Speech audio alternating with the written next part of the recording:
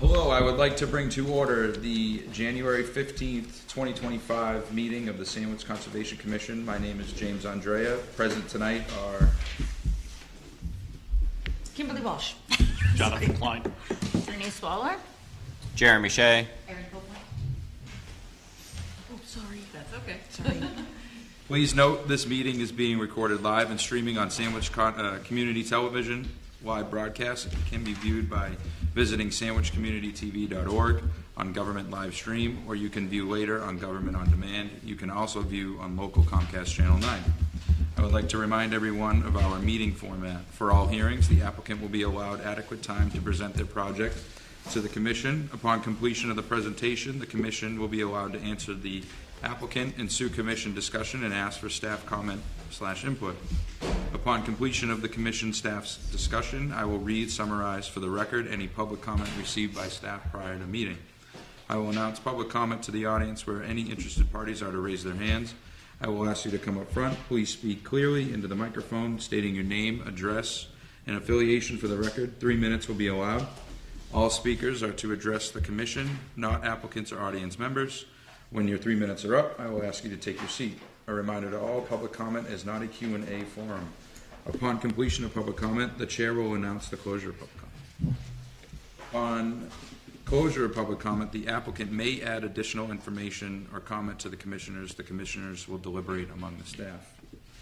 Finally, I want to remind everyone that this commission is comprised of your neighbors volunteering our valuable time to help protect our town's natural resources to the best of our abilities. Our job is to uphold the provisions set forth by the Massachusetts Wetland Protection Act, as well as the Town of Sandwich Wetlands Bylaws, Chapter 7. We appreciate your understanding. Alrighty, I would like to open new filings. DEP file number SE66-2040, Stephen and Karen Kinsella, care of Cape and Islands Engineering. File the notice of intent for proposed boardwalk, deck with stair replacement and buffer zone restoration with invasive removal at 7 Lloyd Road, Sandwich, Mass, located at map 64, parcel 122.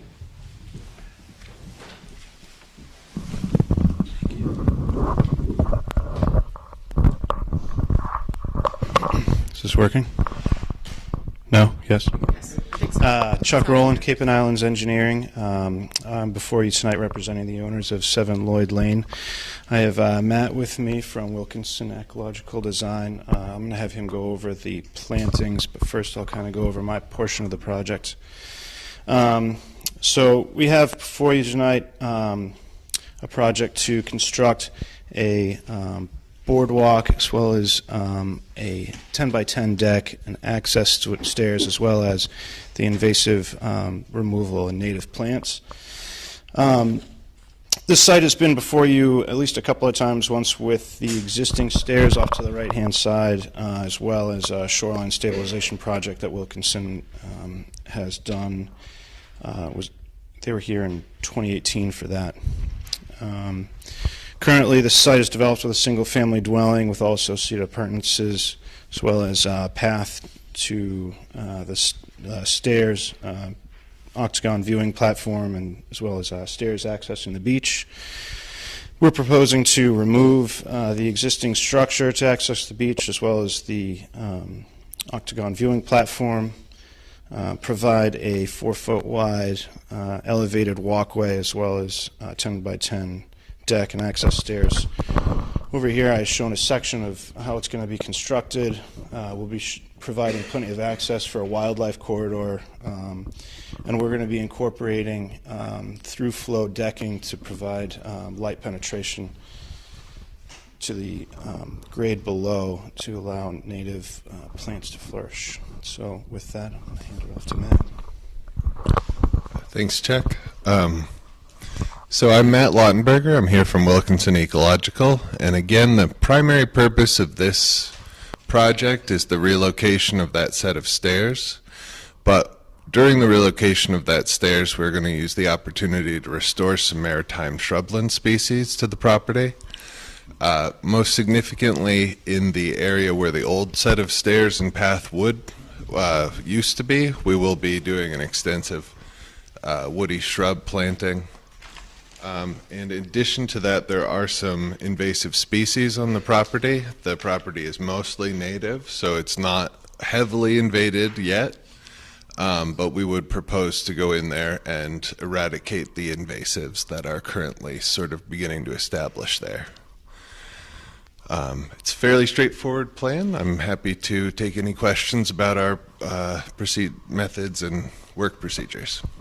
Want to add as well. So the plan that you guys have, I don't know if you have any hard copies, but originally we had shown the stairs going straight out, and I spoke with the NHESP reviewer, and she had requested that the stairs get pulled back to not extend further than the existing stairs and have a reduction of structure in their jurisdiction. So with that, I have turned it, which creates it less structure in their jurisdiction, not only by making the stairs a touch steeper, but also by turning it, we don't have to kind of catch up with the grade. We can just catch the grade right there, which is elevation 16 as opposed to elevation 12. I've also added a note in here that the existing structure in HESP is 123 feet, and the proposed is 81. So we have a 42 square foot reduction in their jurisdiction. And I think I sent you the revised plan, but I don't know if you guys have had a chance to review it, but it's less structure than what we had originally proposed. So.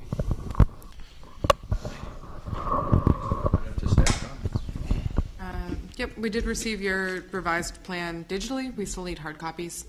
And I saw in your email chain from NHESP, they had some like preliminary conditions, but we still need the actual letter from them prior to any potential approval.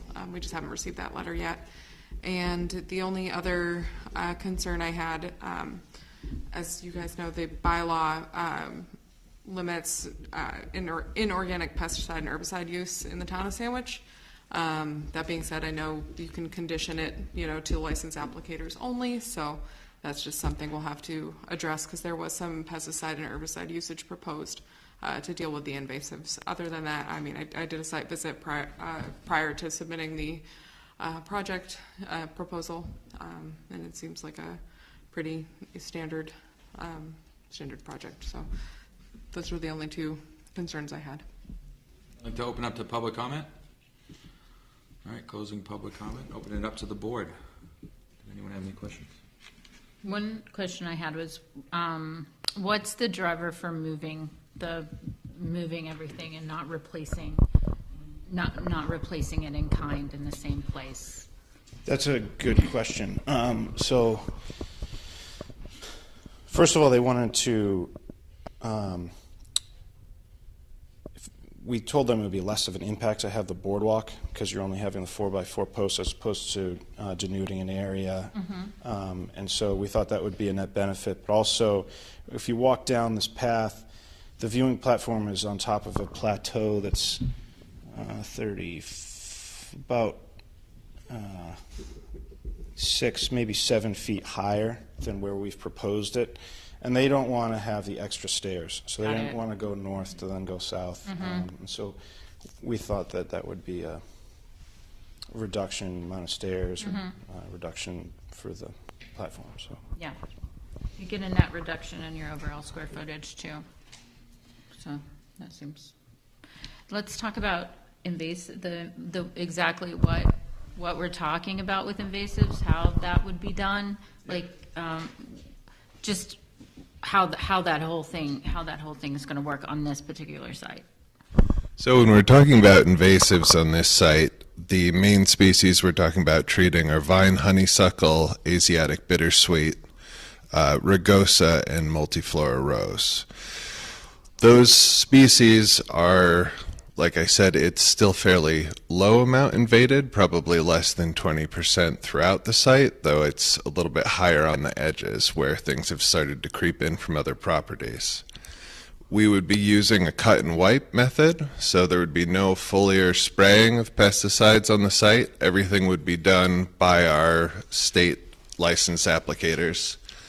And they would literally be going and putting the pesticide on the target plants stem by stem. So it's very, very time intensive, and they go literally stem by stem with this, but we don't do any sort of, we're not proposing any spray or anything like that on this site. Did you say Rosa rugosa was one of your targeted ones? Yep. Now, is that an aggressive, is that an invasive or just a non-native? It's a non-native and it is aggressive. I It's don't aggressive. remember if it's actually on the invasive list. We tend to remove it on sites like this because it crowds out other woody shrubs that are native. And like a lot of non-native plants, that creates a habitat issue for local wildlife, local caterpillars, things like that. Again, on this site, there's That do you have on this site, do you know? the Rosa rugosa. Yeah. It's very limited here. It's maybe a handful of rose shrubs, and those are mostly, I believe, towards the eastern edge of the property, which abuts 9 Lloyd Lane, which is another project we permitted last year here. Some of you might remember that. We're proposing almost the same treatment there. That was a much more heavily invaded site, and that site we had initially proposed trying to reestablish some grasslands on the site.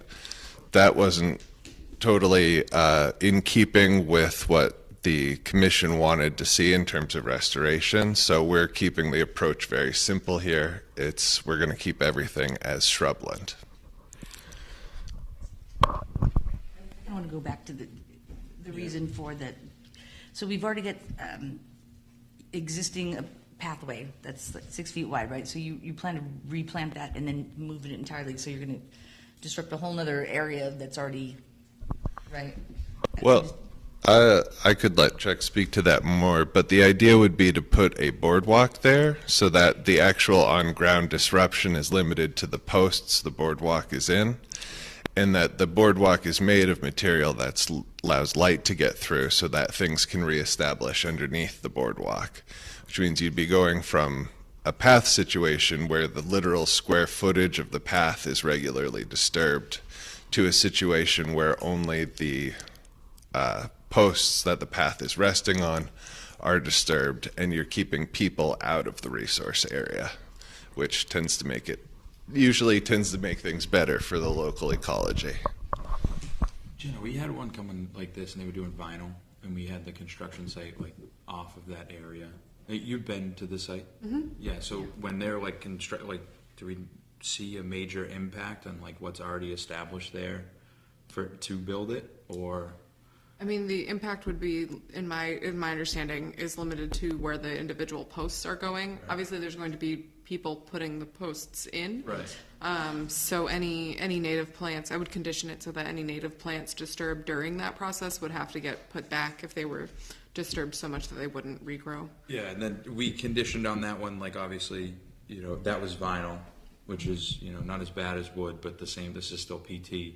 So like no cutting in the area so it doesn't get inside the dune, yeah. Work area outside. So maybe on the plan have a designated work area. I think we did snow fence. Okay. And then I think we could, no trash, we do like a limit. It's right next to the ocean, so We have a limited of work area with the high-vis construction fencing. Perfect. So any work, and that has to be put up during the pre-construct before anything starts. So I monitor that, and then any work in that area, if anything gets destroyed or disturbed, it has to get put back. I didn't see like a limit of work on that, but which is fine. I mean, we kind of understand it would, be within 4 feet. I think it's usually like 2 feet on either side. Yeah. But I know it's like hard. It's easier to bring the wood down and cut it, but I guess we would just ask for it to be all set up off the dune, off the area where all the plants are, on a driveway, somewhere that could easily be cleaned up. Yeah, the way I kind of designed this is, I've built or designed probably 1,000 docks, and you don't ever put work limits around docks, but this is a little bit different, so we're happy to incorporate a work limit right around the construction site. That's just like going out there and they they see a board And that then just like needs a- to be like trimmed, and they rip it, and then all the sawdust, Yeah. goes into where we don't want it. So I'm happy to Yeah. provide a construction access, work area here, and then a limit of work. Yeah, as long as that's conditioned, that seems pretty. Do you like that on a revised plan, or do you want just to condition it? And the work limit should be on the revised. Yeah, I mean, they don't have the letter. Right, Either way, you're yeah. coming back either way, but, Yeah. yeah, but you can throw up to 2, yeah, that's fine. You do it like 4 feet off of each side, yeah. Yeah, I'm good with that. Was there anything, did you have anything? I think just your site plan was great. You had a lot of plantings on there. I think the details were good. So just as feedback, it was nicely done. So you clearly thought a lot about, especially the ecology of this, and it is appreciated. Yeah, I will say I thought one way of it without the restoration, but with the restoration, I think it ends up being like a net benefit. Yeah. I agree. All right. So we'll continue until we have that hard copy. The next date's the 5th, correct? Yes. Okay. Right. I'd like to, you want to make a motion? Motion to continue DEP file number SE 662040, Stephen and Karen Kinsella, care of Cape and Island Engineering's, for 7 Lloyd Road to the February 5th, right? Yeah, I just want to remind you guys, it's 6 PM. That's right. So 2025 changed from 6:30 to 6 PM, so it's always been, just want to let everyone know. Yeah. So it starts here. Just need someone to second. Yeah, we- Second. Okay, all in favor? All in Sorry. favor? Aye. Thank you. They're all over the place. Thank you, guys. Thank you. Thank you. Thanks. All right, I'd like to open new filing, DEP file number SE 66-2041, Peter and Janice H. Saul, care of Down Cape Engineering, has filed a notice of intent for proposed raise and replace of existing single-family dwelling at 331 Phillips Road, Sandwich, Mass., located at map 95, parcel 25. I would like to, we're going to continue. This is a letter from Down Cape Engineering dated January 14, 2025, to the Sandwich Conservation Commission. Dear members of the board, on behalf of the applicant, we would like to request a continuance to February 5th. This will allow us time to hear back from Natural Heritage and Endangered Species Program and finish mitigation and planting plan. Take a motion for that. I'll make a motion to continue DEP file number SE 66-2041, Peter B. and Janice H. Sal, care of Down Cape Engineering, Inc., to the February 5th, 2025 Conservation Commission meeting. I'll second All in favor? it. To open new file, DEP file number SE 66-2042, Michael Gilbert, care of GAF Engineering, filed a notice of intent for proposed upgrade to failed sewage disposal system at 90 Salt Marsh Road, Sandwich, Mass., located at map 85, lot 14. Good evening, Brian Grady, GAF Engineering, here for Mr. Gilbert. I do have a mounted plan, but it's currently sitting beside my desk, so I apologize for that. I do have some extra plans if anybody would like one to take a look at. You guys want any? I have this. I have my laptop. And there's also a figure here that I'll hand out as well, which might prove helpful. Share those. Thank you.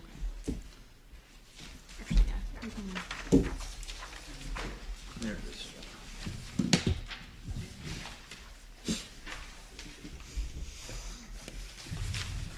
Thank you.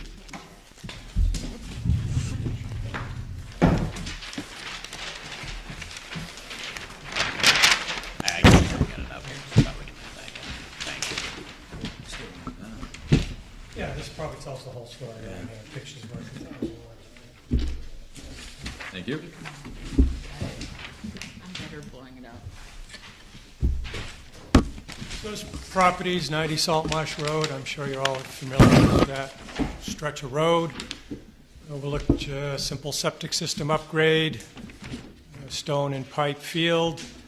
That photograph I show you, the work site, all the work will occur within the existing shell driveway, so we really won't be disturbing any natural vegetation. The site consists of, it's a barrier beach, it's a coastal dune, It's land subject to coastal storm flowage, a velocity zone, AE zone. We are just outside the riverfront area of Spring Hill Creek, so we won't be working in the riverfront area. I imagine some of the material will have to be removed off-site temporarily. There's really no place to stockpile it while construction's going on. The existing leaching pit will be filled in Site 2. We're not going to crush it. We'll just fill it in its location. That has some rosa rugosa, which overtakes it pretty quickly. Following our inspection, it kind of grew back in a year or two. So that's my quick summary of the project, and if I could respond to any questions. Thank you. I'd like to open up the staff comments. Yep, I did do a site visit, and it's very clear the only place that the septic can really fit is the driveway area. So I could see, the limit of work would essentially be the extent of the driveway. My only concern, I think it was general notes number 17. It said that the existing tank would be collapsed and backfilled with sand. I just asked that any like plastic materials, things like that, get removed and then backfilled with clean wash sand of the compatible grain size. We're going to reuse the existing septic tanks. Okay, So that's okay. a general, doesn't Got it. apply in this situation. Okay. The leaching pit will remain in place and be filled with Okay. clean sand. Okay. Yeah, that was my only concern there. So I think I'm all set with that. I'd like to open up to public comment. Closing public comment. Open it up to the board. Any questions? You have 3 bedroom, you had 3 bedrooms, you're still gonna have 3 bedrooms? Correct. No increase in bedrooms, correct. No, I think this one's pretty straightforward. Jeremy? Good? Yeah, I think we can make a motion to approve.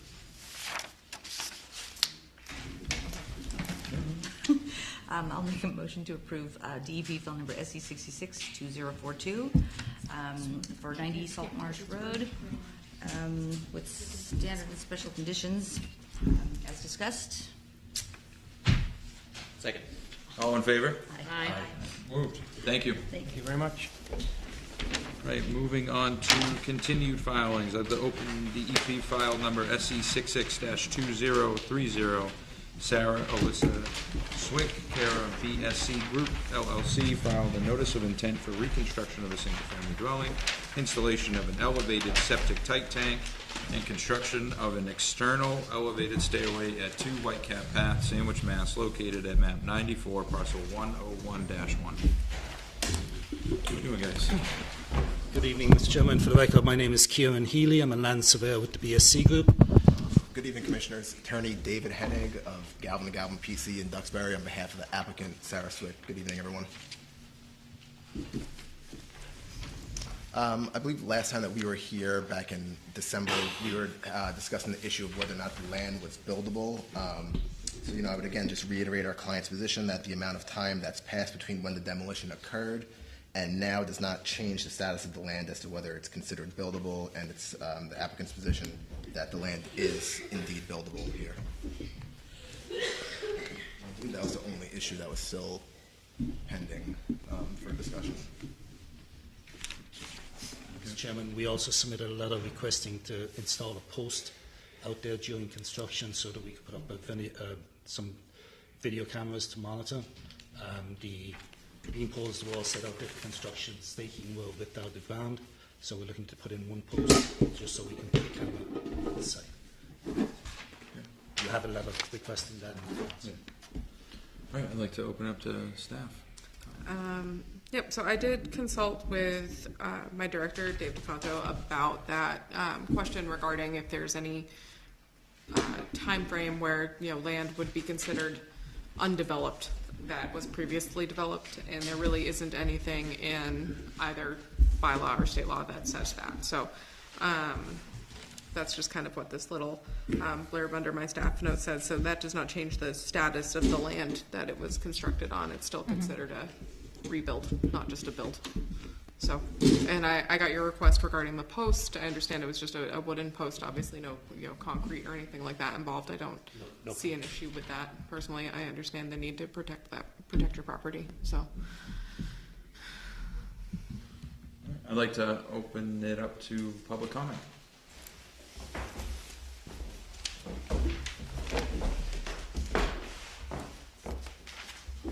Gabrielle Hunter Enzer from Marcus, Erico, Emma Brooks. On behalf of the Sandwich Shores Condominium Trust, I'd just like to once again renew our objection to the construction of an above-ground tight tank. I think there's been quite a lot of evidence presented by community members that on this particular dune there's a lot of erosion. The tight tank is going to essentially cause environmental issues. It is located on common area of the condominium, and they do not have permission to build that tight tank. Additionally, there's some issues with encroachment onto other people's properties as well. And just once again renewing our objection and hoping that the commission would deny this application. Thank you. Thank you.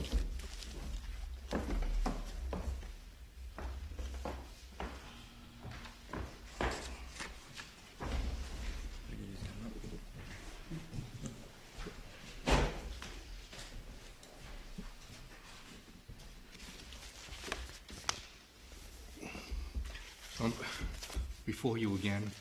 Gary Delaney, I live at 61 Freeman Avenue, which is the parcel of land directly behind 2 Whitecap Path. I'm going to give you out, and I think I may have already passed these out because I've provided some information for the December 18th. I think Yeah, it was you gave us December the, 18th. yeah. I don't Yeah, know we if all you've have had a those. chance Yeah, to that's look at fine. that. You should be But fine. These are some additional ones, pictures that may have been part of a prior meeting as well, and just to try and refresh your memory on some stuff. Thank you. And then, if you allow me, I'll read into the record the December 18th. I can share. We're from the same office. Yeah, thank you. December 18th letter and pictures that I provided the commission. Our property lies directly behind 2 Whitecap Path. Enclosed, you will find a photo of the BSC group drawing depicting the location of the proposed 6-foot dry well and 15-inch piles, along with photos of the dune where the dry well and piles will be located.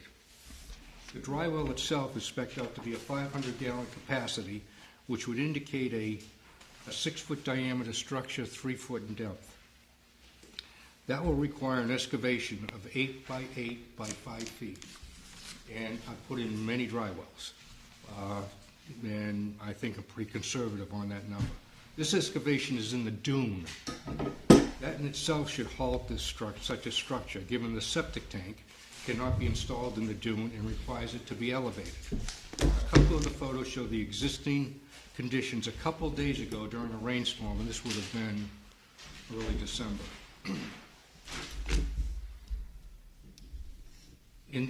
I've noted the location of the dry well based on BSC's drawing. This dry well will be non-functional. Any attempt to fill the low area, whether to accommodate this dry well or for the purpose to grade for parking or general aesthetics, will result in a direct impact on our property, as the flow of water has nowhere to go but toward and into 61 Freeman Ave and 5 Whitecap Path. As it stands now, I have erosion control, and I think I just handed you pictures of that, on the back side of my fence to help stop the current flow of water and sand. I've addressed this before, but feel it is destruction of a natural resource, the dune. The house will have a deck pilings 15 inches in diameter, 18 plus or minus feet from the edge of the coastal dune, and the house pilings 28 feet plus or minus. I mentioned coastal dune, as this is the virgin, untouched dune. The current renourishment is creating an artificial sand dune, one in which over a period of years, short years, will wash away, and the coastal dune will again be exposed. And I just provided you with pictures of where that coastal dune was prior to the renourishment. In my November 4th letter, I enclosed pictures to document my numbers, based upon BSC has staked out the house, deck, exterior stairways, and elevated septic tank. Driving 15-inch piles 17 feet down into an already fragile dune will not only fracture and weaken the dune, but ultimately cause more harm to our property as well as the abutters, financial harm as well as structural harm. We don't see this as a viable and environmentally friendly project, but rather a destruction of a natural resource. No variances or approvals should be granted. Thank you. Thank you. Any other public comment? I'd like to close public comment and open it up to the board. So my thoughts on this is that there is sand there. There is no house there. So we've established that the lot can be built on. What we need to now, I think, establish is this lot in any better shape with this development on it than it is now? How is the site better? Is the site better? I don't see anything in this application that makes the site better. It's like there's so much erosion here. Like there's not even, one thing would be, okay, is there something in front of us that is speaking to that erosion, trying to handle that erosion, trying to revegetate that bank to protect that area? This application is not doing that successfully. It also has, this area is always eroding. And you can just see there's just a ton of erosion here, and it's just a no for me. Like in general, if we vote today, it's a no. I also have, I think that piece exactly is if we're thinking 10, 15, 20 years down the road, what will this project become? And we've seen the houses on the street of what has happened to them. And this project, the same thing. It's not, there's beach grass being planted there, which is fine, but we're talking a area that the disturbances from construction of digging these posts, of digging dry wells, is going to weaken an already weakened area, no matter what grass we plant on it. And the fact that we're putting more materials that, in the case of the storm that comes, is going to end up washing down the beach, it doesn't seem like something that is in the best interest of the ecosystem of Sandwich that more is placed here. So at the end of the day, the performance standards are, is there going to be an adverse effect to the resource area? I think that goes with that question. So. I think we've had a lot of applications come through, and one thing that we always try to measure is where is the site going to be after. That's right. And I think that's a pretty good point. I don't see the site being improved after.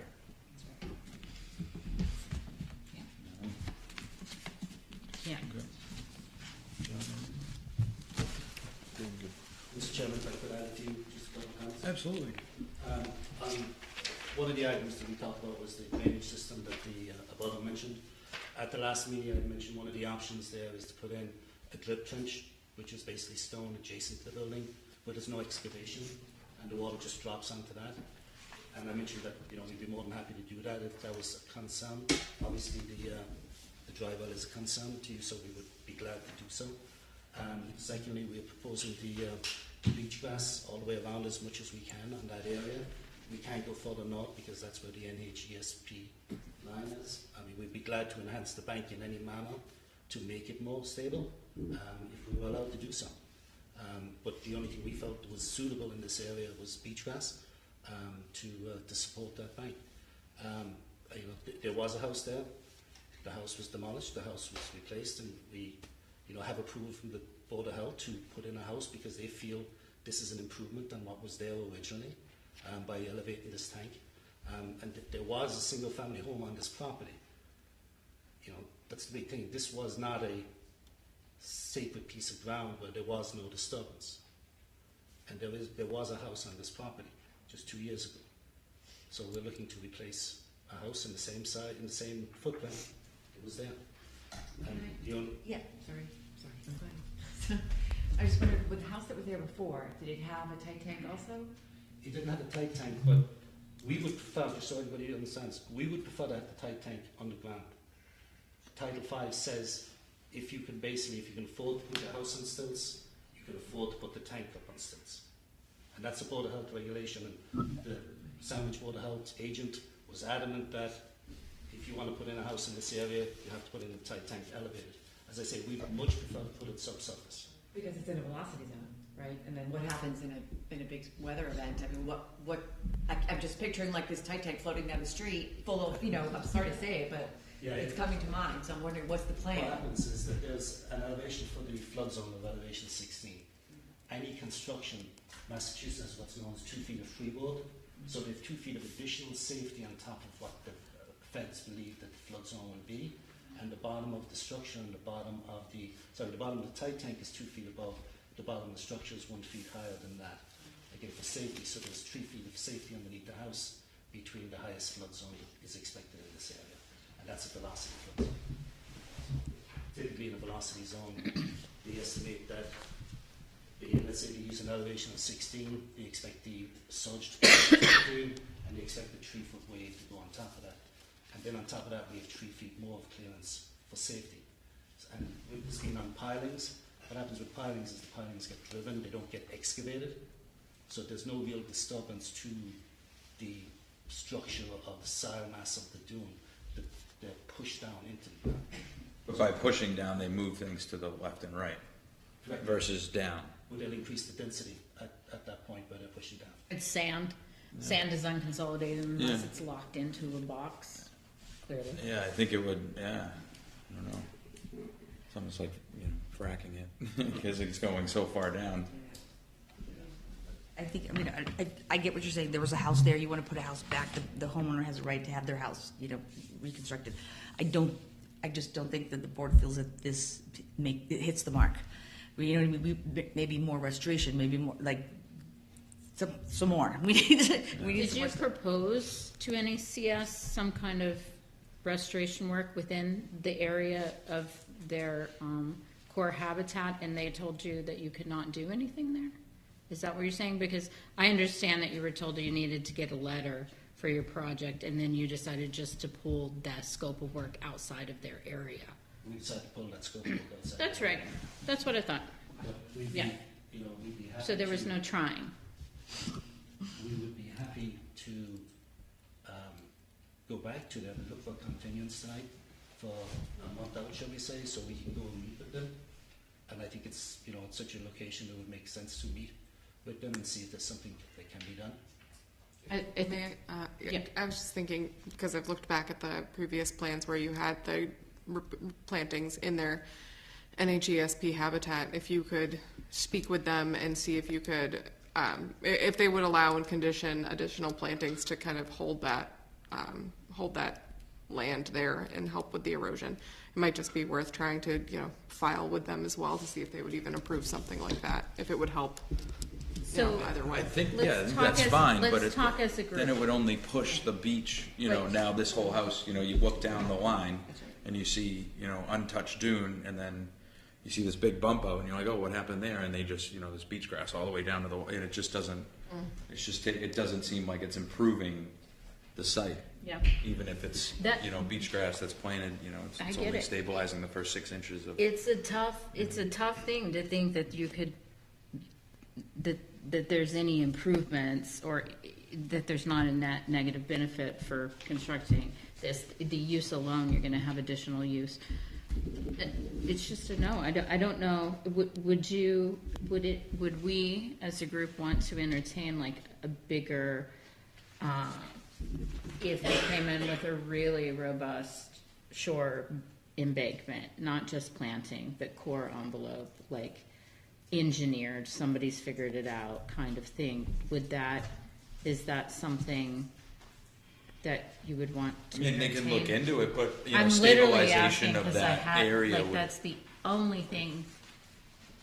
Keep protecting something from erosion can help everyone. That's the only good benefit of this project. But, then you do have a big tank, potentially full of harmful things. Yeah, I think no matter what, my concern lies in the fact that the very basis of the site, whatever we put on top of it or into its existence, is short. We know that it is not going to be there for 30 years. So are we putting in, it's a short, no matter what, this is a short-term house. This is not a house that's going to be here for like generations. So are we going to approve a short-term building that a storm is going to undermine? If I could, Mr. Chairman, on the face of our plan, we show an existing coir wall that was approved by this commission some years back to protect this area. So there is a coir wall already running right through here. What a great job it's doing. Is it still there? It's not doing its job. It is still there? Still there, it needs sand to be placed on it, but I believe that condition is still open, that other conditions are still open. Okay. So what do we want to do? We either deny it or we're gonna let them continue and see what they can come back with. That's the. I think we should really figure out that metric, because I'm pretty no on this one unless Denial. I mean, yeah.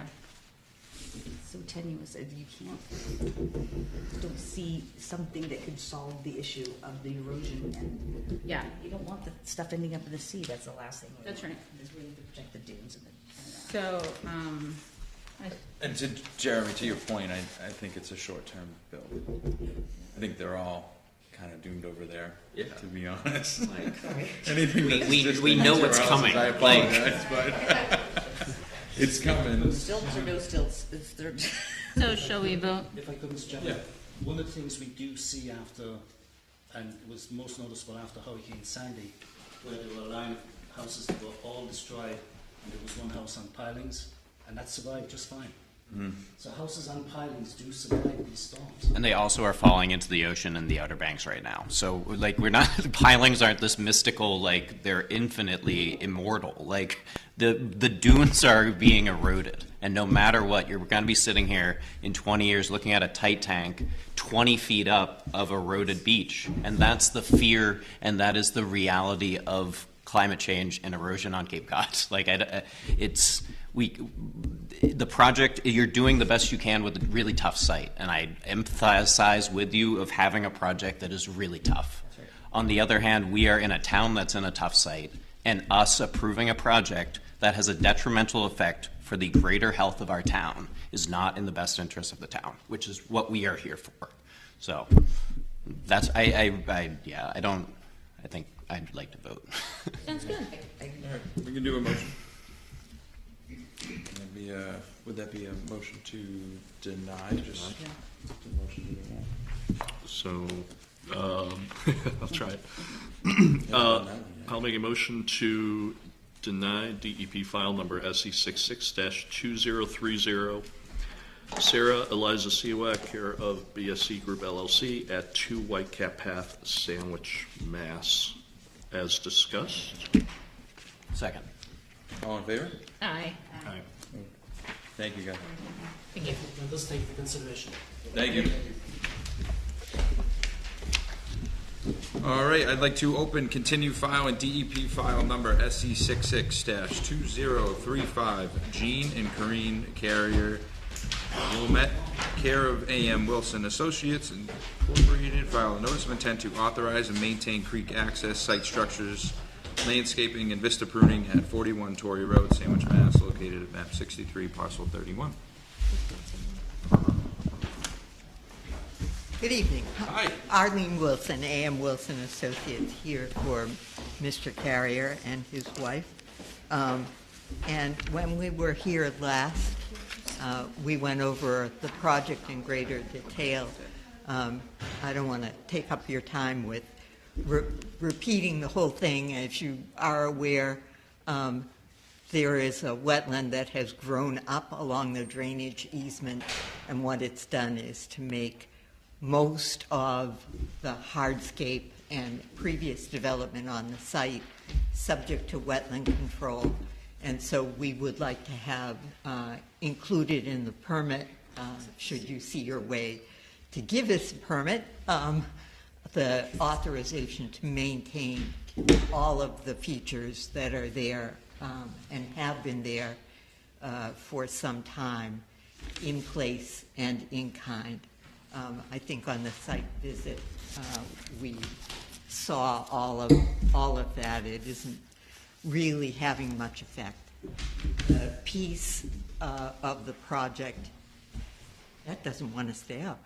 The piece of the project that is new, essentially, is the maintenance of the meadow, which is shown in yellow.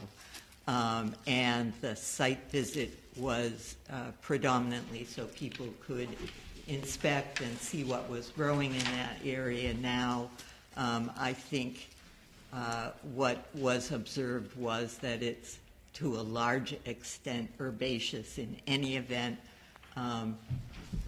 If we mow once a year, the herbaceous material grows up pretty substantially. It's about as high as my shoulder at the moment, having been mowed not quite a year ago.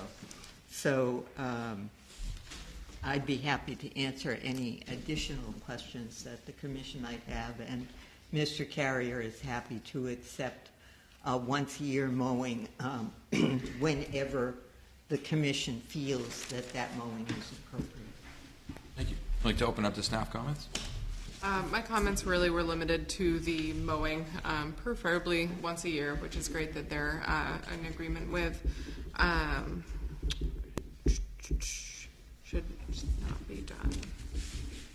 Okay, so they should not be disturbed between April 15th and August 15th, roughly. So just sometime earlier than, in that winterish time frame. So as long as we can condition, the potential order of conditions to state that time frame, that's the only concern I had. So at this time. To open it to public comment. Closing public comment, open up to the board.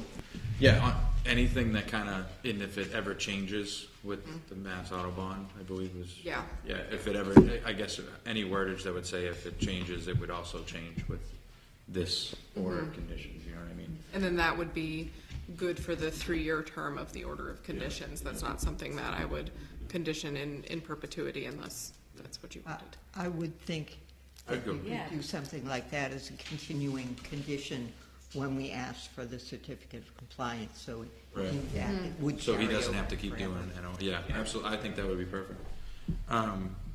We did the site visit. Yeah, it all seemed pretty straightforward, and you were able to see everything that we were talking about. So. I mean, I would agree. I think their bank is stable. There's a few shrubs on that upland that's in this grass area that I was wondering if maybe those could stay. But mowing, I think, is the best way to control the invasives.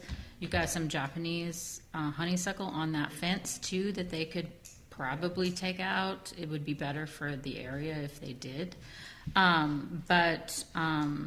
When I was there were some deer there because deer love to hang out in like tall grasses like that. So I was thinking about that when I was thinking about the timing of the mowing and maybe, and like when is the best time to work around the bird nesting habitat. So maybe that's in March because then it gives them time to have something. Because if you do it in the fall, then it's not going to grow back up over the winter time.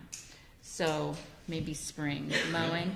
Would there be someone else we could ask about to kind of include all the wildlife? And I was going to say here before, before March 1st or after August 31st. Yeah. So that was for the grassland birds.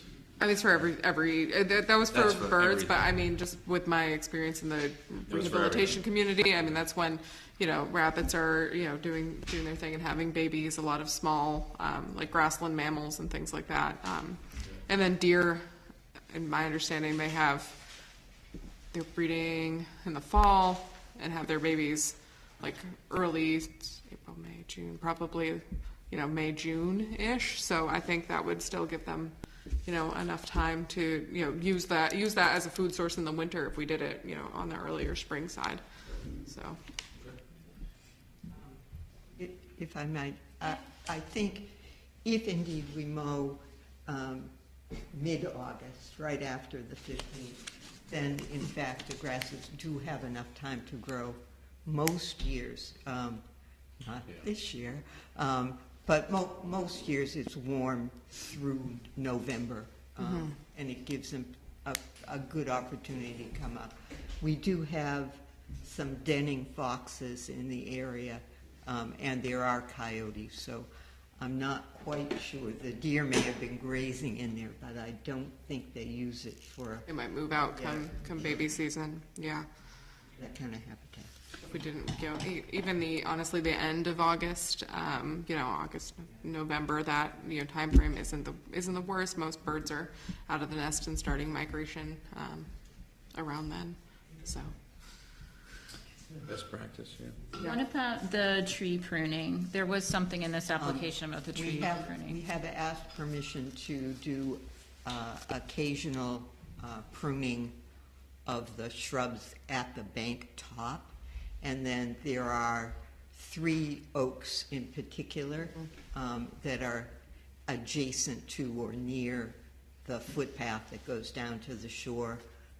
They get beaten up pretty badly if we have a terrible winter storm with wind, and they'd like permission to be able to maintain those trees, pruning dead wood and damaged branches as they happen. How does, this will be a question to us, just logistics. How does that happen when an applicant doesn't have,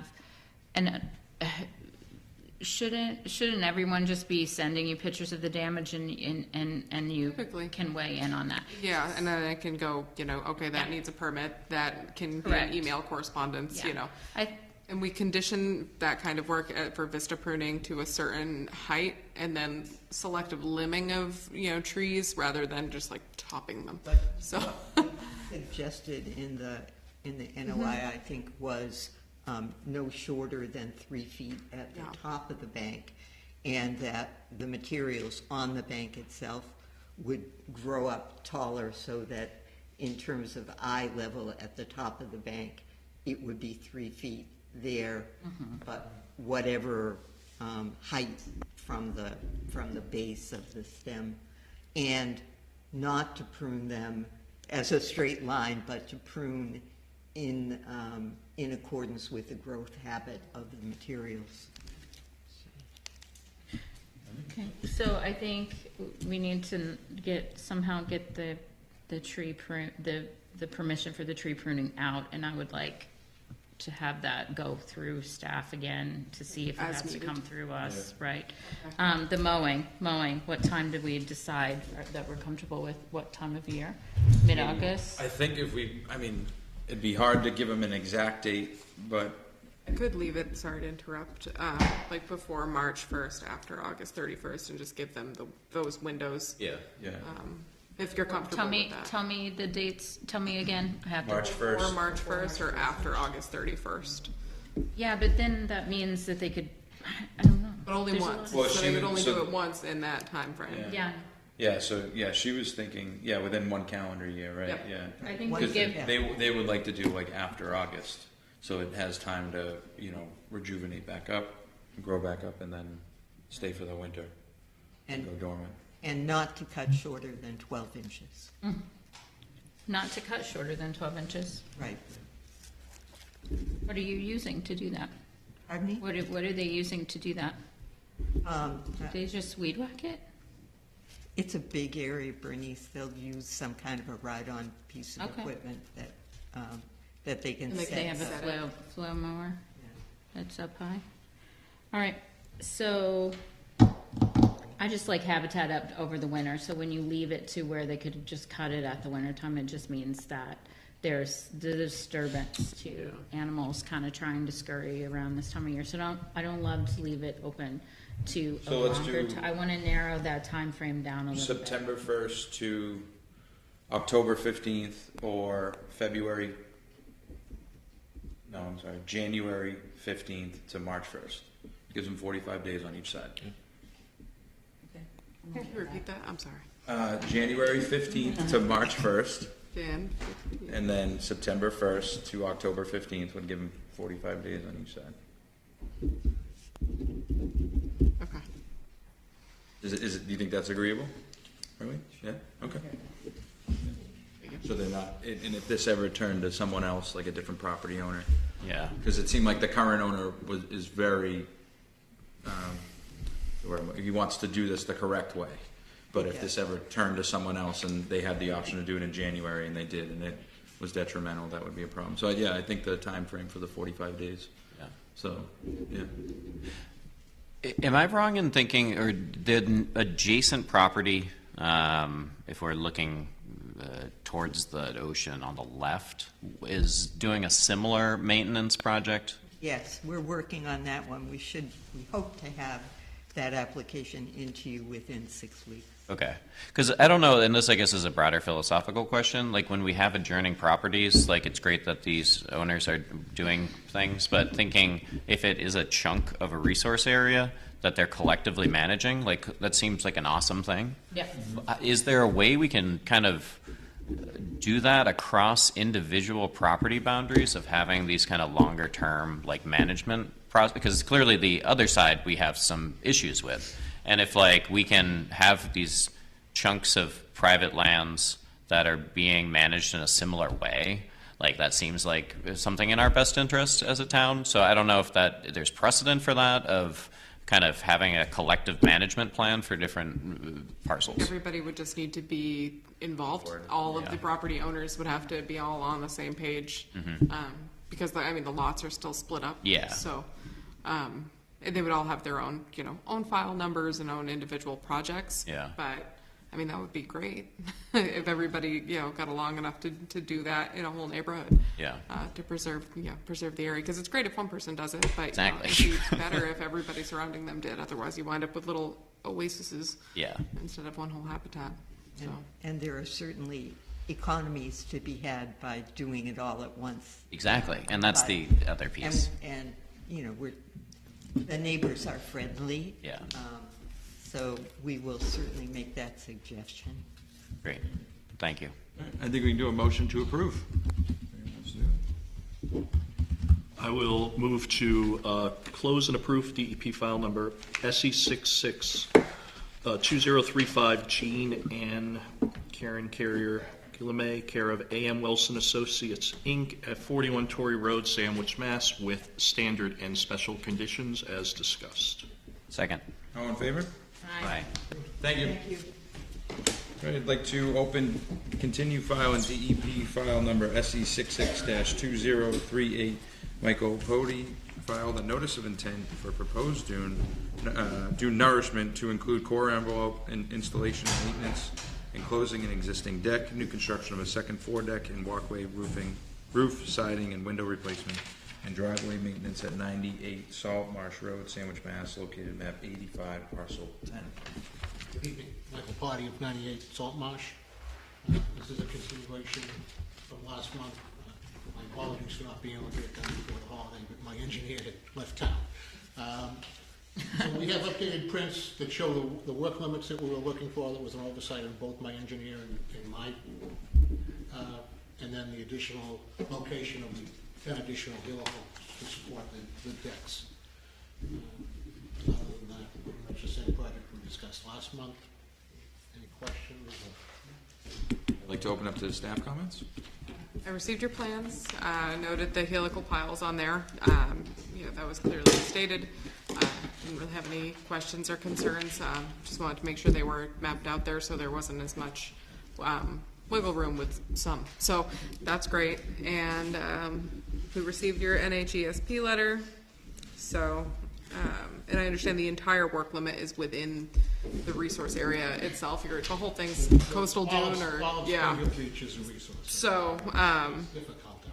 yeah. So I do recognize that. Other than the revised plans which you've submitted, I think I'm good. I'd like to open it to public comment. All right, closing public comment, open it up to the board. You good? Good. I was good too. Yeah. All right. Yep.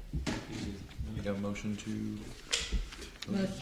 I'd like to make a motion to approve DEP file number SE 66-2038, Michael Potty for, we don't have to read any of that anymore, at 98 Salt Marsh Road, map 85, parcel 10, with special and standard conditions as discussed. Second. All in favor? Aye. Thanks, Mike.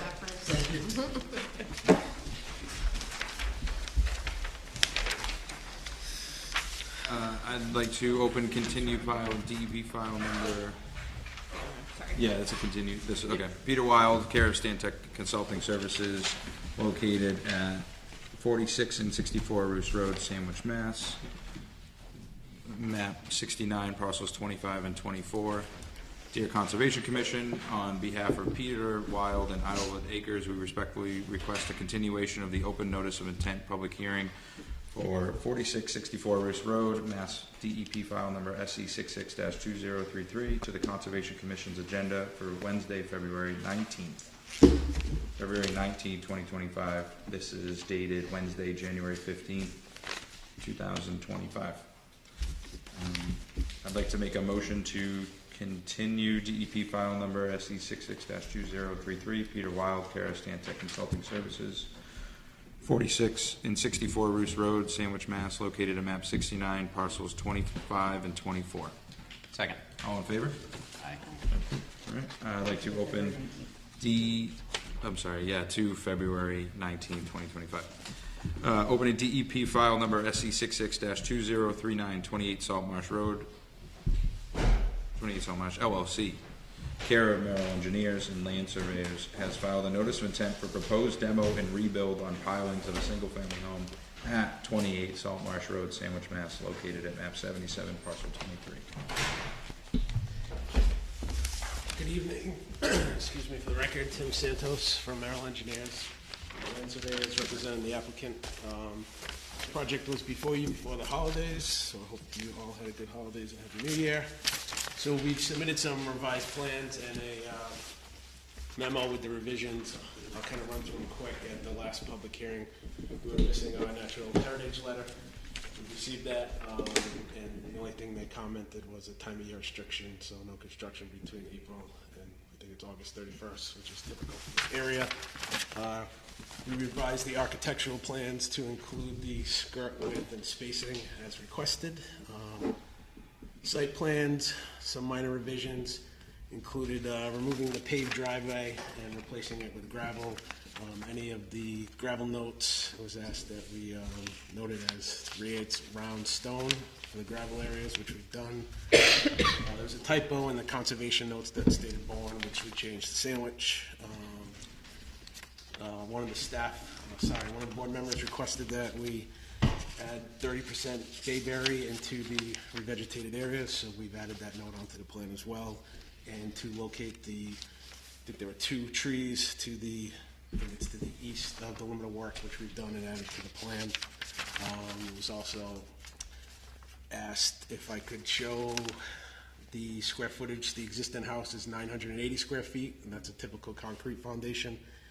The proposed house, which is on piles, is 1320 square feet, but it's raised. The actual piles themselves, there's 51 of them, so that's 160 square feet versus the 980. So that's a significant reduction, and that will allow the migration of sand beneath the house. So if the board has any questions, I'm more than happy to address them. Thank you. I'd like to open up the staff comments.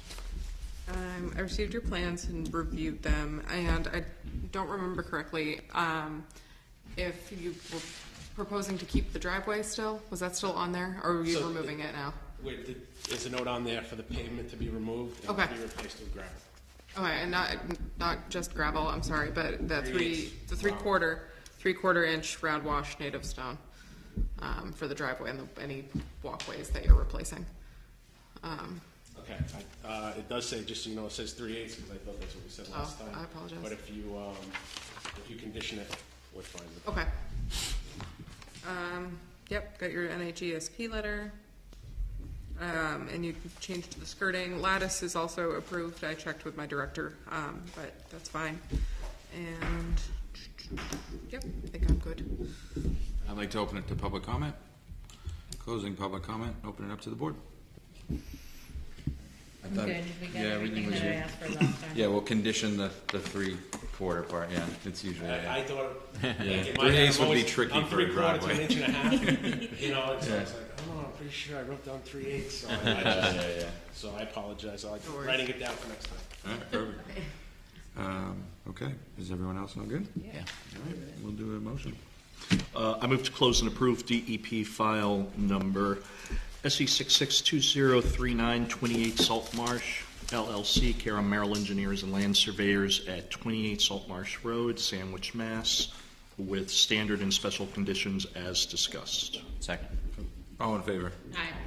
Moved, thank you. Thank you for your time. Have a great night. Yeah, you too. All right, moving on to extension, DEP file. Can I just do a motion for that? Or do you want me to open it and ask for staff comments? I have none, so I don't have any, so You don't have any? staff comments for that. Yeah. I agree. All right, yeah, so, So- I agree. We'll make a motion to extend DEP file number SE 66-1831 Wilson Corey, care of Prime Engineering Incorporated, has filed a notice of intent for proposed installation of a Title V compliant septic system at 96 Saltmarsh Road, East Sandwich, Mass, located at map 85, parcel 11, for 3 years. Second. Second. Aye. Until 1/15/2020. Give it to him. All in favor? Aye. Great. In case like. Move. Battle it out. Actually, it's like too efficient. I will just kind of group all the certs. Do they all look good, or are there any that? No, they were all, there was one that didn't have an as-built, but he's fine, so I'm fine with all of them. Okay. Yeah, his engineer left him, so. And he doesn't need to get one. He's good. Yeah, he's fine. He submitted pictures and did a site visit. We're me, him, and Dave are all good, so. Perfect. Yeah. All right. I'll run through all 4 of these. I'd like to issue a certificate of compliance for DEP file number SE 66-1734 Dan Udi, care of Sebacia Incorporated, file notice of intent for proposed raised rebuild of a single-family home with appendices and installation of Title V compliant septic system at 9 Beach Way, East Sandwich, Mass, located at map 56, parcel 61. Second. All in favor? Aye. Moved. I'd like to issue a certificate of compliance for DEP file number SC 66-1898 Dan R. and Joanne L. Nudie, care of Sebacia Inc., have and file notice of intent for proposed 2-story detached garage, landscaping with septic system connection at 9 Beach Way, East Sandwich, Mass, located at maps 56, parcel 61. Second. All in favor? Aye. All right, I'd like to issue a certificate of compliance with DEP file number SC 66-1714 James and Elizabeth Petipis, care of Epsilon Associates, notice of intent for proposed repairing and extension of a seawall at 2 Boardwalk Road, Sandwich, Mass, located at map 83, parcel 36. Second. All in favor? Aye. All right, I'd like to issue a certificate of compliance for DEP file number 66-1761 Brian Hebb, care of Shorefront Consulting, filed a notice of intent for raise and rebuild of a single-family home at 347 Phillips Road, Sandwich, Mass, located at map 95, parcel 37. Second. All in favor? Aye. Abstain on that one. Oh. Abstaining on that one. Okay. Thanks. All right, I'd like to move to other business. Hi. I spoke to. This is Tyler. We were gonna have him come up after you do the 3 other business items. Okay, perfect. Yeah, All right. never mind. All right, 45 Torrey Road. Yep. Did you get in touch with him? Yep. Okay. Got in touch with him. Where are my staff notes? Hold on. Let me make sure I get all my ducks in a row. Essentially, I don't know if he's new to the property, if he just purchased it, or when that transaction occurred. But there were 2 orders of conditions that had since been closed out with certificates of compliance for that property, and both of which had restoration aspects for pretty much the entire lawn area outside of the fence line. where there were proposed plantings, and, you know, there were supposed to be plants placed there, and they were supposed to be monitored and conditioned per those orders of conditions. Wait, and the board signed off on them? As like, They were COCs, so yeah, they got closed out years ago. oh, wait, are we talking like years and years ago? 781 and 1210. So yeah, 2004 and 2005. Oh, okay, so 20 years ago. Yeah. Like 10 years ago. No, but yes. Yeah, so it was a bit ago. And my understanding is that those restorations never got, never were continued to be kept up with. Gotcha. Like I don't know if when the property sold, if they got ripped out and no one, you know, they didn't have any idea. The person I spoke to was under the impression that that was just more lawn. I asked if they used pesticides and herbicides. They were like, God, no, and denied it. I know, but that's the conversation I had. Easy picture.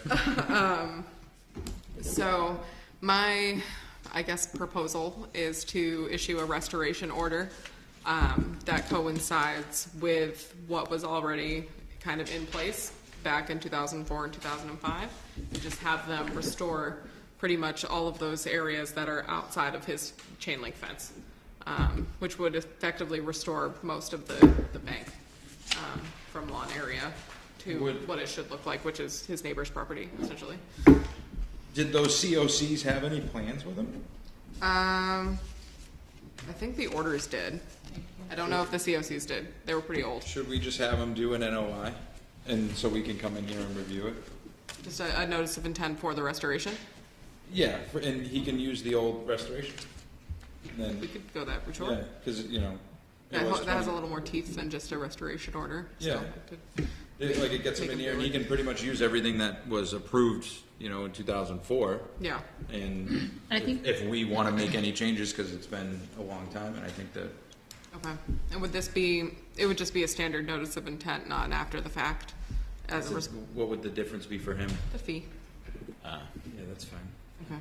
Just a standard NOI. I think that we would want to have a current survey, because we don't know, it will show if there's been like other activity, you know, outside of the changing of the planting. There Yeah. could have been other things happening that we might want to I think consider. he's gonna, yeah, I think if he did an NOI, he'd come in here. He has to do the whole thing. I think I think he'd come in here, we'd give him what we think, and that's the perfect opportunity to say, well, have there been pesticides used? Have you altered anything? And if you haven't, well, then we need to bring this back up to snuff. And, you know, you're allowed to use what someone tried to use in 2004, but then someone else took it down.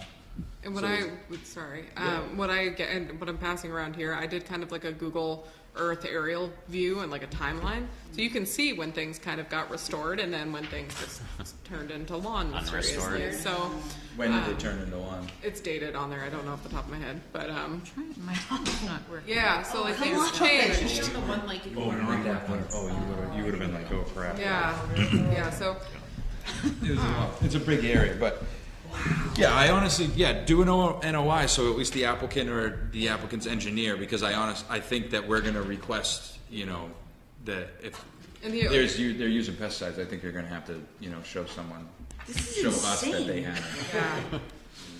This is insane, like. Google Earth is fantastic. Really enjoyed the timeline. Yeah, are you guys okay with that? Have them do an NOI so they can come here and we can actually you know, tell them how we do it? I think that's the move. So egregious. And then are you comfortable with me just like giving him a phone call and say, hey, this is what the commission decided at this public meeting. We need you to do this. And then if he doesn't, I mean, it turns into formal enforcement. Yeah. Right. Yeah, I think that's a pretty easy. like 60 days to file or 30 days? I'll probably do like, well, the holidays are over, so 30. I would think you could find 30. representation in that time frame. Yeah. I mean, he did talk to you. How did he sound? He seemed compliant, yeah. right? No? Okay. 30. Yeah. Probably a little annoyed, but that was that's fine. Yeah, he was definitely a little confused and annoyed. I think but he did say like he would prefer less lawn to mow. So I think there's that. Yeah. there's plenty of Those people- maintenance bills, they add up. Yeah, I think there's plenty of consultants on the Cape in this area Yeah. that would be able to help him out and for know sure. how we operate here. So I think we should just absolutely do an NOI Okay. and you know, and go from there. Okay, alrighty. Cool. Write that down. Oh, you have the right papers, thank you. NOI. 9 Crocker, Captain Crocker. We, I think Kimberly, you had mentioned 9 Captain Crocker, and where we were at with that, because it kind of, you know, there were staff changes and things. That's right. I looked through their file and I found correspondence that they were supposed to have filed a notice of intent, an after the fact notice of intent by November 20th of last year. I was here on November 20th and they weren't, so I did send them an email because I found, you know, they had correspondence with Dave, my boss, my director, and you know, things kind of just got like left in the air. I didn't hear back from the email, so I sent a letter. Second letter will be sent out tomorrow, so I'm just kind of chasing them at this point, and that second letter will also, I will do a site visit and just see where it got left off and see if the wall is there. That's really the enforcement issue, was a wall that was built without permits. So if the wall's not there, then maybe it got, maybe there was a solution. I'm just hoping they'd be able to tell me that. Okay. So I'm chasing them. Okay. That's good, that's good. 204 routes, same thing? Yeah. Oh my 204. goodness. Which one was that? I drove by it after, I was like, I need to see this. Uh-huh. It's that, right at the bottom of Chipman. Mm-hmm. There's that. There was a decrepit house that they rebuilt. It's nice, and right next to it, there's been that like haunted abandoned house. Yeah. Okay. Like the Pretty sure family skunks live in there. entire parcel they cleared. So most of the I did notice that. so when I spoke with the owner and person working out there, most of the house is actually outside of wetland jurisdiction. There is a pond in the back. It's like a little teeny pond. It still has water in it to this right now, even though it's frozen. It's not fluctuating too much. They came to me via email asking about demolition. Most of the house is out of jurisdiction, so we were like, all right, but like just to appease everybody, throw some erosion control out there before you demo it. And then we drove by, and we're like, that's a lot of clearing. That's a lot more clearing than just getting an excavator and a truck in there. So I got out and looked around, and it's cleared right to the pond. You can see all of the neighbors, fencing and everything. So I addressed that with the owner. You know, everybody's pointing fingers and blaming everybody else. And I was like, regardless, you're the owner. This is what you have to do. So I gave him February 5th to submit a notice of intent, after the fact notice of intent, for any work in our jurisdiction. So if he was just proposing the demolition, he wouldn't need official permitting from us, but the proposed rebuild is in jurisdiction. So if he wanted to tie the demo, rebuild, and restoration into the project, into one permit, he could. If he doesn't want to do all the demo rebuild under a notice of intent, he's still going to be stuck with the restoration order to put those plants back. So that's kind of where I've left that off with him. But if you'd like me to do anything different, please let me know. You're giving him the option to do it. Yeah. My only thought is that the abutting property, so that's to the east, is that one that came to us for vegetation management? Is that correct? Which one? So if I'm standing in front of the house to the left or the The one right? with the hot tub? Standing to the left, exactly. Oh, yeah. Oh, yeah. I'm not sure if I'm aware of that project. Like what, 202 or 206? Yeah, they came to us, and to their credit, it was a lot of like, Site visit. yeah, we went in a site visit there. They want to just Bunch do of a lot of management of invasives. Okay. It's what looks like those properties there. My only thought is maybe like, once again, the abutting properties, Yeah. if there is some coordination of like, Work together in that. Yeah, and 'cause- like restore the section together. yeah, Yeah, this they're- one, that was my only. If they're friends and want to work together on that, like, Yeah. sure, I would accept that. I imagined there might be some ill will though between, because it's It's stark. leveled. It looks like, Yeah, they just cut all the trees down. Yeah. I mean, Which they could cut some. What's in front, like, you got to cut enough to get the trucks in there to do your work, but you did not have to cut all the way to the pond. Yeah, it He's like, is. I don't know if they were, the How big is the parcel? Did they tell you, did they give you any indication that they knew what they were doing or no? No, not too much.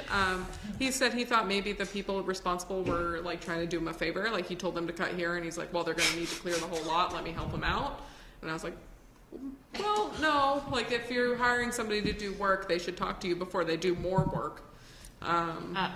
Wait. The owner said that somebody just went ahead and did more work. Right, Okay. like they were trying to help him. And I was like, okay. And he's like, well, I'm not going to tell you who they are. I want And I was those like, contractors. okay. I want the ones that free work.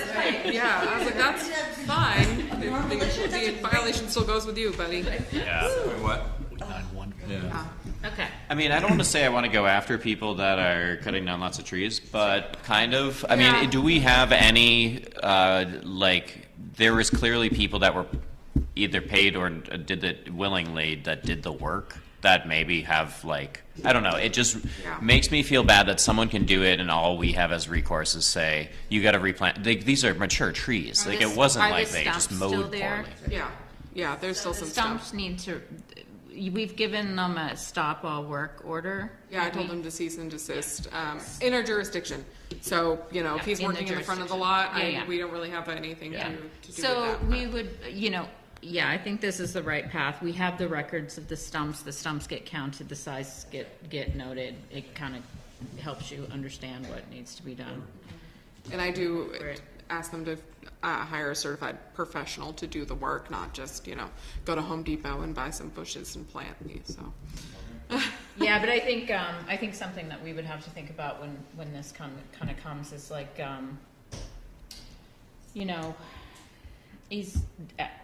how does that saying go? Something about asking permission later or something? Instead of forgiveness? Yeah, because you can't, you got to think about the caliper inches lost and that amount and that whole piece. So that's what I'll be thinking about when I look at it.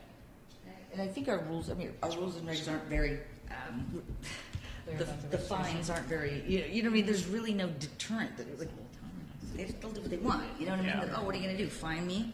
The $300? Okay, I'll pay you. I mean, after the fact notice of intent can get pretty expensive. It can go up to, I believe, tenfold. Yeah, and what if we deny it? Well. You know what I'm saying? Yeah. What if we deny it? So, okay, just saying. All right, well, we'll kind of see where that goes and go from there. I'll keep you on the loop for sure. Can I bring up Tyler to talk Yeah, about it? Tyler, what's up? We won't keep you waiting any longer. Came on a very busy.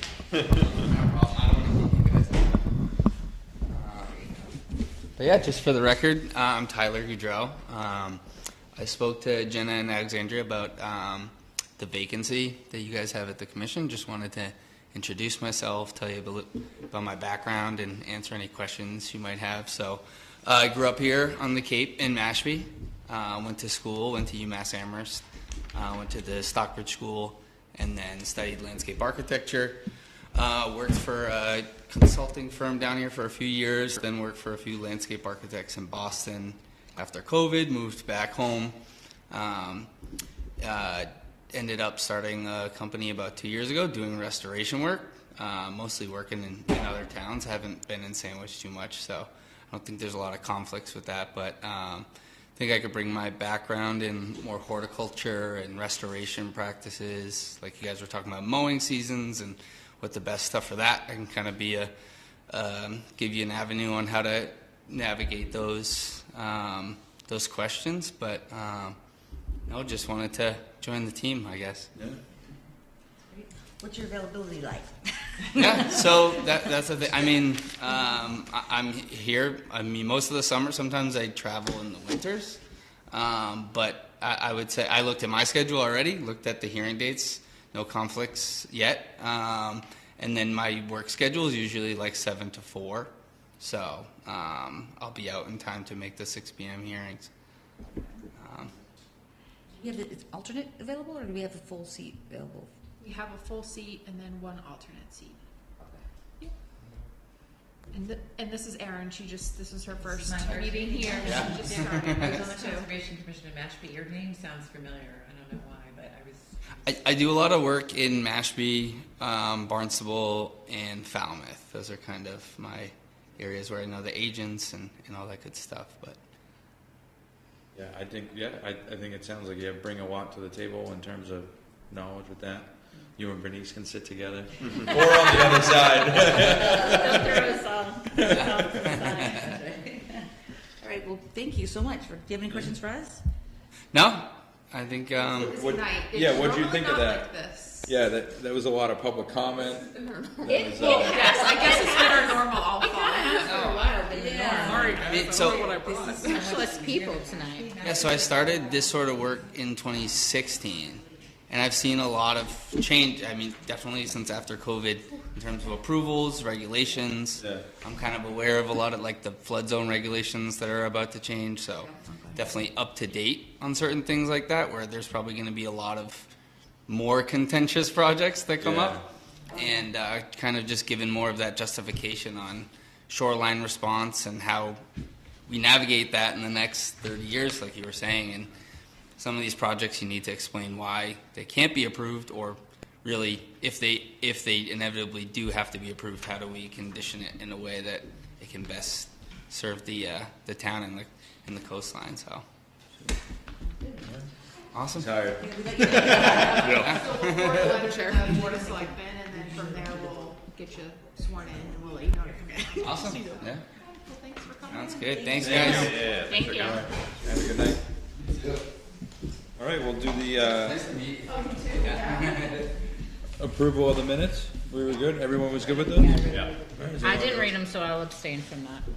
Anyone have a motion? I'll motion to approve the December 18, 2024 minutes of the Sandwich Conservation Commission. Second.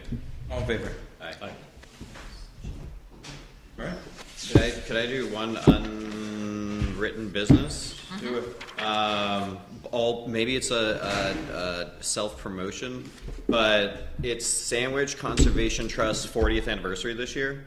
So they are doing a series of events throughout the year just to call attention to, the work they've done, lands they've conserved. I get asked to come in and do a talk. It looks like it's going to be the 23rd of February. At first, I did a talk in November about the corners of Sandwich, and they were asking maybe something like geologic history, and I was like, okay.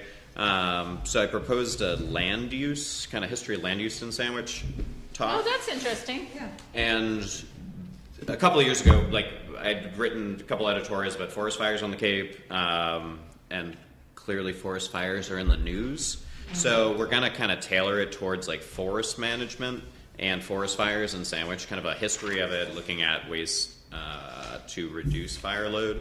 And with California, it seems like as a town and maybe as a conservation commission, we look at forest fires more than maybe it has been, of what can we do with these massive amounts of woodlands that we as a town manage in a way that can fires are going to be inevitable on the Cape. We know they've happened since forever, and Smokey the Bear comes along, and they've been really suppressed for the last 80 years. So it would be good, I think, as a town to establish maybe a plan or some tactics. I know controlled burns are a thing, mulching the forests are things, but if we can direct some either efforts and conversations around forest management, and specifically around reduction of fire risk, I think that would be prudent of us as a town. And that project that was on 6A with the yes, it was invasive removal, but it's also a serious reduction of fire load. And I think for me that's a huge benefit of that previous project. And if we can think how can people improve their land, not just with floods and erosion and things, but also with fire reduction. I think it just as a conversation that gets going, it seems like the time might be right. So both come to the talk because I think it'll be fun. There should be a panel. I think they're trying to invite the base because they do a lot of controlled burns. Yeah. So having one of their staff there. So Sandwich Conservation Trust is kind of running it, but it seems like it will be. Where is it and what time is it? It'll be the basement of the library. And We'll reshare it. 23rd, 23rd of February. Okay. So yeah, we're Email still. us the link or something when you have a flyer. We'll. Yeah. Cool. But that's all I got. Cool. I don't know if we know that Sandwich does Sandwich do any fire force protection things? I've seen it in Mashpee. I know for some of our conservation lands, and where the dams are, recently Dave has talked with DCR about doing like prescribed burns for some of the overgrowth. I know specifically for dams exactly, but I don't know if that could also happen in other areas as well. Yeah. All right. I'd like to make a motion to adjourn the January 15th, 2025 Sandwich Conservation Commission at 7:34 p.m. Second. All in favor? Aye.